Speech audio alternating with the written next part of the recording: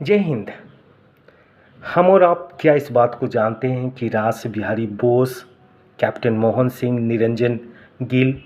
इन लोगों की भूमिका किस तरीके की थी देश की आज़ादी में? सबसे पहले रास बिहारी बोस को जानना आवश्यक है, क्योंकि रास बिहारी बोस वह शख्सियत थे जिन्होंने 1912 ईस्वी में लॉर्ड हार्डिंग के काफिले पर बम फेंका था। लॉर्ड हार्डिंग जिनके पीरियड में भारत की राजधानी कलकत्ता से दिल्ली स्थानांतरित कर दी गई थी, और रास बिहारी बोस ने जब अपने दोस्तों के साथ थे हार्डिंग पर दिल्ली जाने के क्रम में बम फेंका, तो इसे हम लोग दिल्ली बम कांड के नाम से जानते हैं। रास बिहारी बोस को भारत छोड़ करके निर्वासित जीवन जीना पड़ा, और जब वो दक्षिण पूर्व एशियाई देशों में अलग अलग जगहों पे प्रवासी भारतीयों से मिल रहे थे, तो उन्होंने भारत की आज़ादी के लिए, देश की स्वतंत्रता के लिए एक संगठन स्थापित करने की कोशिश की,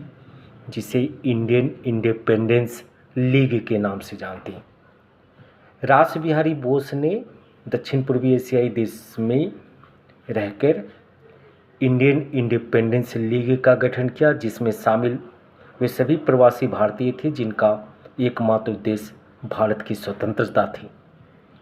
इंडियन इंडिपेंडेंस लीग के प्रारंभिक सदस्यों में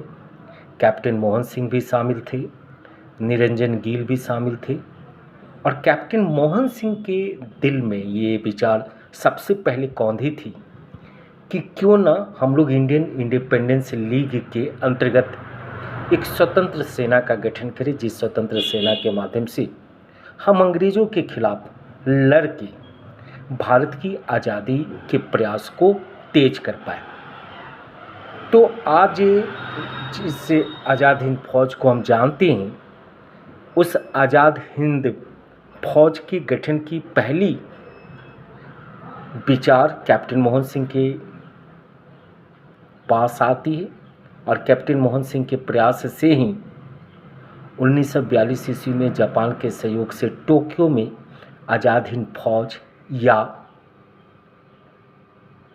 इंडियन नेशनल आर्मी का गठन किया गया था। बाद में इसी इंडियन नेशनल आर्मी का नेतृत्व 4 जुलाई 1943 ईस्वी को सिंगापुर में सौंप दी गई सुभाष चंद्र बोस जी को, और सुभाष चंद्र बोस ने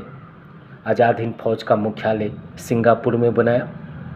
आज़ाद हिंद फौज ने अंडमान एवं निकोबार द्वीप समूह को जीत करके उसे शहीद और स्वराज नाम दिया था।